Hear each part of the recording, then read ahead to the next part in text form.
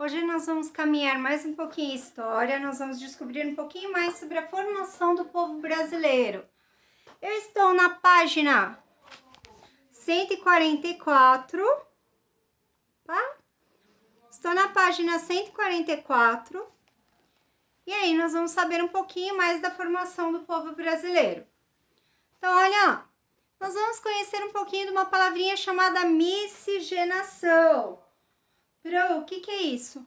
Miscigenação, escreve lá na sua apostila, ó.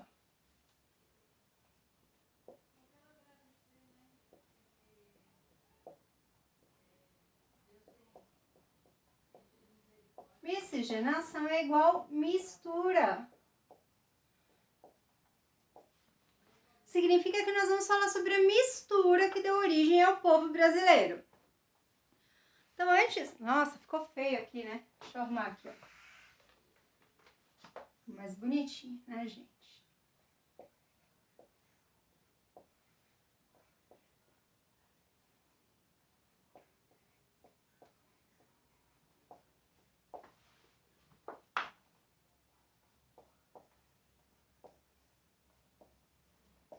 Então, olha lá, nós temos 3 povos principais que se uniram de uma certa forma e começaram a dar origem ao povo brasileiro.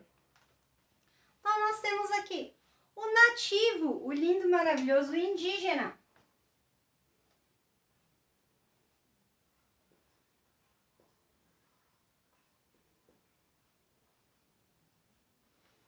Então, eu tenho o indígena, eu tenho o português,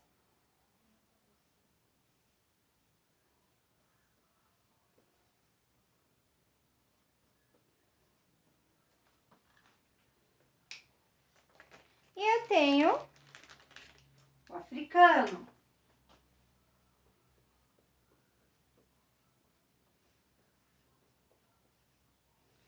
Então, eu tenho 3 povos que começaram esse nosso processo de mistura de povos. Desculpa que eu tô na frente de vocês, né, gente? Mas é só um bocadinho, tá? Ninguém precisa ficar bravo, não. Então, olha, nós temos 3 possibilidades, ou temos mais possibilidades. Então, nós temos aqui, ó, deixa eu vir mais pertinho, para todo mundo enxergar assim, ó, lindo, maravilhoso, bonitão a minha lousa. Ó, aí. Então, olha, ó, eu tenho a possibilidade do indígena com o português. Tem a possibilidade do português com o africano. Eu tenho a possibilidade do indígena com o africano. Então, nós temos essas possibilidades que logo no início fizeram o início dessa nossa misturada, que é o nosso povo brasileiro. Então, olha só. Nós temos português se relacionando com o africano, se relacionando com o indígena com o português, com o africano, e o africano também ali se relacionando com o indígena. Eu achei que eu tinha feito alguma coisa errada no meu desenho. Então, olha lá, o que acontece aqui pra gente entender um pouquinho mais? 2 coisas. Primeiro, os portugueses, quando chegaram aqui, o que acontecia? Muitos deles acabavam tendo relacionamentos que não deviam, que eram relacionamentos muitas vezes fora dos seus casamentos, ou alguns nem eram casados. Relacionamentos abusivos, relacionamentos ruins com as indígenas e com as escravas africanas. O que acontecia com essas mulheres, tá? Essas mulheres, elas acabavam engravidando dos portugueses. O que acontecia? Quando esses escravos, os filhos eram ali escravos, né? Os filhos dos portugueses com as africanas, essa criança ela já nascia escrava. Significava que essa criança, quando ela estivesse crescendo, ela já iria trabalhar como escrava nas fazendas portuguesas.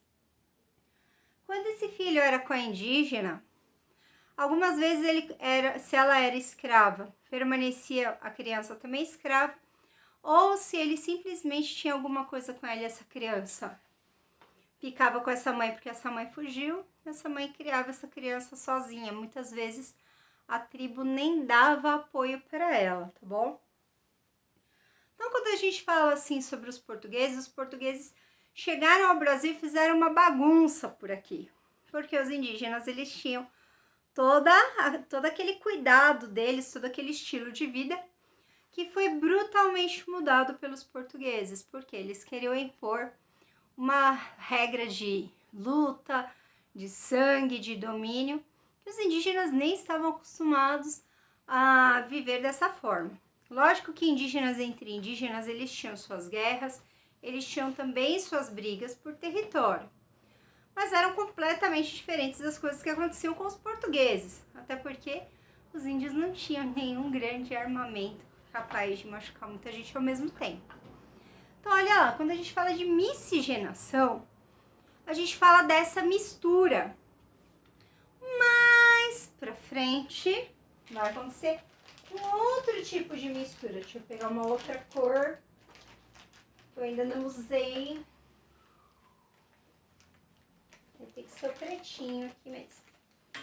Nós temos ali a mistura de nada mais e nada menos que os imigrantes. Vou pôr aqui no cantinho. Vou pôr aqui, ó.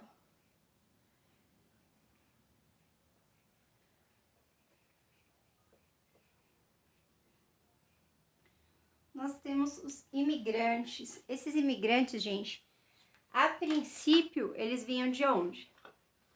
Eles vinham da Itália, Alemanha, Japão, alguns países árabes, né, como o Líbano. Depois a gente tem alguns países que deixaram de existir, mudaram de nome. E a gente tinha ali também os poloneses. Então, japoneses, alemães, poloneses, não se importem que não é a minha cola aqui, ó. É um número de telefone aqui, ó. Tá vendo, ó? Pra vocês verem como é que é a vida. Nem tempo de anotar no papel. Nós temos, então, japoneses, italianos, poloneses, libaneses, né? E a gente tem mais alguns outros povos que vieram por aí. O que acontecia? Esses imigrantes também começaram a ter relacionamentos com os filhos dessas misturas. Então, você tinha aqui, ó, imigrante com africano, com português e com indígena, o que significa que virou uma grande mistura que deu origem ao nosso país. Por isso, quando a gente fala assim que o brasileiro ele é misturado, significa que a gente não tem uma origem única, porque a gente já tem esses relacionamentos aí acontecendo no meio do caminho. Quando a gente vai fazer a nossa árvore genealógica, a gente sempre fala assim, eu sou descendente de italiano, eu sou descendente de português, eu sou descendente de, sei lá, de turco. Mas o que acontece? A gente já tem algum tipo de mistura, a menos que eu tenha nascido em outro país e vim pra cá. Então, por exemplo, a gente vai seguindo a nossa árvore genealógica. Em algum momento você vai se deparar com alguém que era de um outro país, às vezes com alguém que tinha ali uma origem indígena, com alguém que tinha uma origem africana, e aí você vai descobrindo as origens de quem você é. Por isso que é tão importante a gente ter respeito pelas pessoas de outros países, a gente não ser xenofóbico. Xenofóbico é aquela pessoa que tem preconceito com pessoas de outros países. Por quê? Porque nós somos, principalmente aqui no Brasil, né? Nós somos um país em que todo mundo é misturado, sim, até mesmo A gente tem pessoas que vêm de outro país, não tem vínculo nenhum com o Brasil, vêm viver aqui, às vezes acabam casando com alguém daqui, trabalham aqui, gostam da nossa cultura. Então, nós temos uma cultura super misturada, tá bom? Então, olha lá. Na nossa apostila, nós temos um texto que fala um pouquinho sobre isso. A Pro não fez aqui a leitura do texto, mas eu fiz uma explicação. Olha lá o meu gato querendo derrubar aqui a aula. Derrubar tudo, vou ter que segurar. Então, olha lá. Nós temos um texto que está falando exatamente disso que a Pro tá falando para vocês.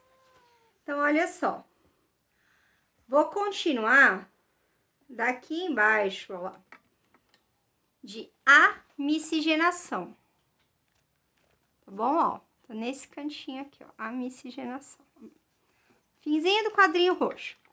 Então, olha lá, a miscigenação dá ao povo brasileiro características únicas, tanto do ponto de vista físico, quanto do ponto de vista cultural.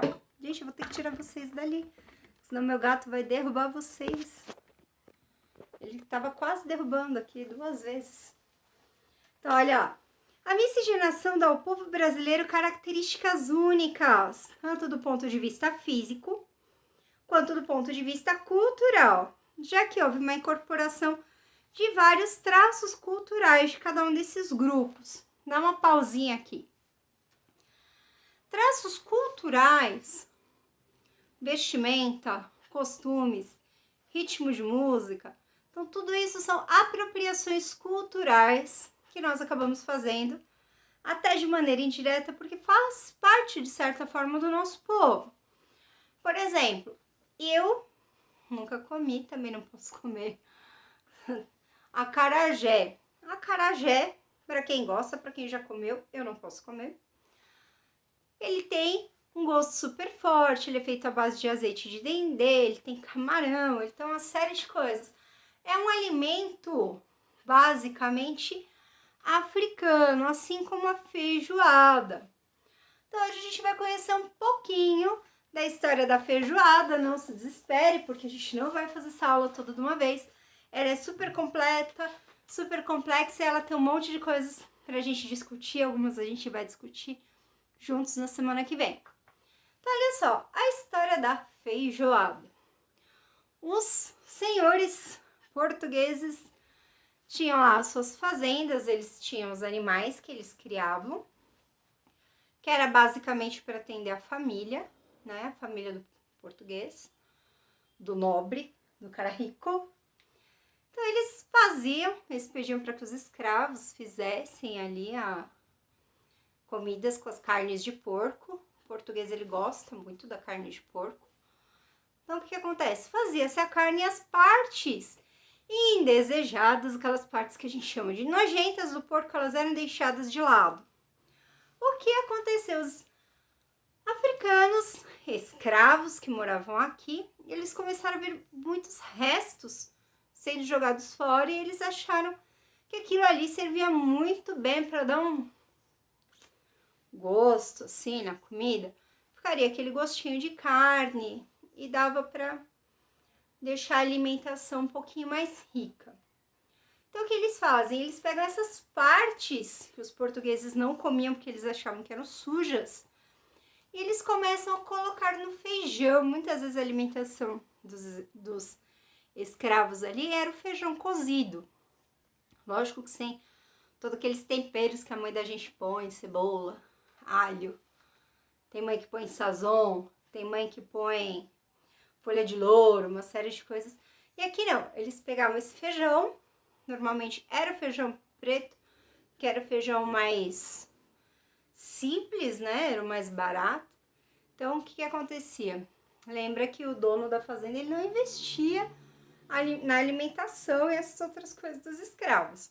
Então, era sempre o que não tinha tanta qualidade assim. Então, o que acontecia? Eles pegavam essas partes que sobravam do porco, limpavam, né, lavavam e colocavam junto da panela para cozinhar, para dar gosto. Então, sempre soltava uma gordurinha. Então, assim, tinha algumas partes que tinham carne e que dava para comer. Então, o que estaria dentro desse feijão? Orelha, rabo, focinho e outras coisinhas mais. Então, orelhinha de porco, rabo, focinho, pé, nessas partes que o português não comia, iam parar na mesa dos escravos africanos. E aí vai surgindo a feijoada, ela começa a ficar cada vez mais incrementada. Então, por que a gente está falando sobre isso? Primeiro, porque faz parte do nosso tema, que está falando sobre formação do povo brasileiro. Essa aula, gente, esse tópico aqui, nós vamos dividir ele em mais uma outra aula, que será presencial, tá bom? Então, olha lá, aqui nós temos essa mistura toda aqui de povos e você vai ter um trabalho que vai depender um pouquinho da sua família te ajudar. Então, olha, ó, para a próxima semana, para a próxima aula de geografia, porque assim, eu tô gravando para os 2 períodos, mas vocês têm aulas em dias diferentes. Então, eu vou marcar o dia, tá bom? Não se preocupe, eu vou falar na próxima aula que nós tivemos, que for online, tá bom? Eu vou colocar o dia para vocês, porque a gente teve uma mudança de horário. Eu vou colocar para vocês o dia que vocês vão entregar. Vocês vão fazer uma árvore genealógica. E eu tenho que colocar as origens, tá bom? Então, eu tô chegando lá, por exemplo, na minha bisavó e no meu bisavô. Então, por exemplo, Tatiana nasceu onde? Brasil. Meus pais, Djalma, Tânia, nasceram onde? Brasil. Minha avó nasceu aonde? Itália. Meu avô nasceu onde? Brasil. Do outro lado, meu avô, minha avó, brasileiros. E aí, ladinho da minha mãe, minha avó já não tinha nascido aqui. Então, eu tenho lá meu bisavô italiano, minha bisavó polonesa. E assim a gente vai indo, pelo menos até onde a família lembrar. Normalmente a gente lembra até bisavô, tataravô, a família da gente costuma lembrar, tá bom? E aí você vai colocar o nome, né, da pessoa, o parentesco que ela tem, se é pai, se é tio, se é vô. E você vai dizer o país que ela veio. Poxa, todo mundo aqui era do Brasil. Ok, não tem problema nenhum, não precisa criar nenhum parente, tá bom? Essa é uma atividadezinha, vou colocar a aula para você, a data para vocês entregarem na próxima aula.